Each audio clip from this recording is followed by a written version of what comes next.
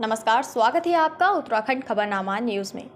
काशीपुर में सिख समाज का 3 दिवसीय गुरुमत संत समागम विधिवत समारोह समापन हुआ, जिसके चलते सूबे के मुख्यमंत्री पुष्कर सिंह धामी ने समागम में मुख्य अतिथि के रूप में शिरकत करते हुए श्री गुरु ग्रंथ साहिब दरबार के माथा टेका। समापन समारोह में बड़ी संख्या में अनुयायी उपस्थित रहे।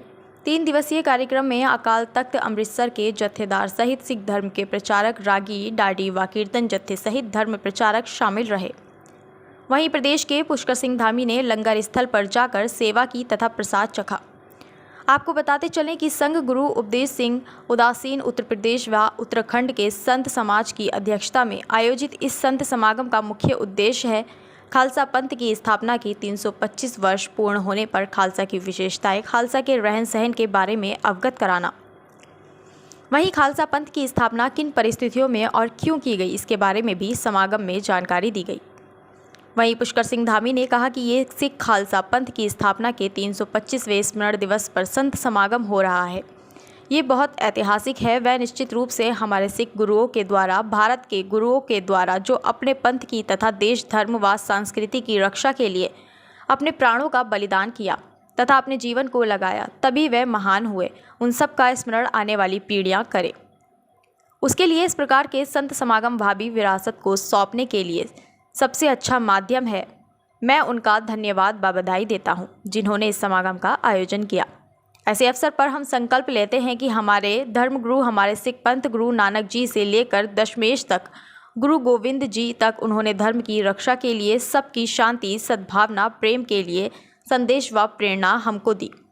आज उसी को आगे बढ़ाने का काम हम एक भारत श्रेष्ठ भारत के रूप में, विकसित भारत के संकल्प के रूप में हमारे प्रधानमंत्री जी कर रहे हैं। और वे लगातार जो वीरवार दिवस की बात को, करतार सिंह कॉरिडोर की बात हो, गुरु तेज बहादुर प्रकाश पर्व मनाने की बात हो या हेमकुंड गोविंद घाट रोपवे मनाने की बात हो, आज़ाद भारत के इतिहास में आज तक किसी ने नहीं किया जो हमारे प्रधानमंत्री नरेंद्र मोदी जी कर रहे हैं। सिख खालसा पंथ की स्थापना के 325वें स्मरण दिवस पर ये संत समागम हो रहा है, जो बहुत ऐतिहासिक है। और इस प्रकार के जो समागम हैं वो निश्चित रूप से जो हमारे सिख गुरुओं के द्वारा, हमारे भारत के गुरुओं के द्वारा जो अपने पंथ की रक्षा के लिए, देश की रक्षा के लिए, धर्म की रक्षा के लिए, संस्कृति की रक्षा के लिए अपने प्राणों का बलिदान किया, अपने जीवन को लगाया, तभी वो महान हुए।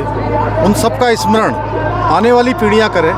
उसके लिए इस प्रकार के संत समागम मैं समझता हूँ कि भावी विरासत को सौंपने के लिए सबसे अच्छा माध्यम है। मैं उन सब का धन्यवाद देता हूँ, बधाई देता हूँ जिन्होंने इस समागम का आयोजन किया।